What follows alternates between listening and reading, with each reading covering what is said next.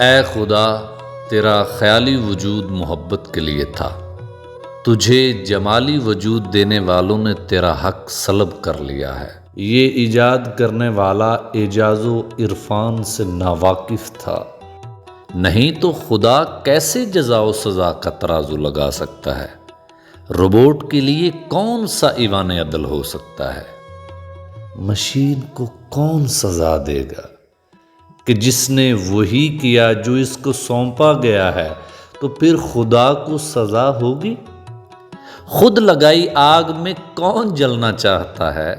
یہ جن کی آواز 1 میل سے آگے نہیں جاتی، تجھے لا مقام آواز دیتے ہیں، دعائیں کرتے ہیں، لیکن دعا اس بات کا ثبوت ہے ہم اپنے حق میں تجھ سے بہتر سوچتے ہیں۔ پسندیدگی ہر کسی کی اپنی ہے۔ گر تیرا کوئی چاہنے والا کسی کو دکھاتا اور تو پسند نہ آتا، سو تجھے کئی آسمانوں کے پیچھے کر دیا۔ زمینی مدد نہیں دے سکتے، آسمانی مدد مانگنے والے، آ میرے خدا، آ میرے خدا، سب کو اپنی باہوں میں لے، گال سہلا، ماتھا چوم اور ثابت کر کہ تیرا خیالی وجود محبت ہے، محبت ہے، محبت ہے۔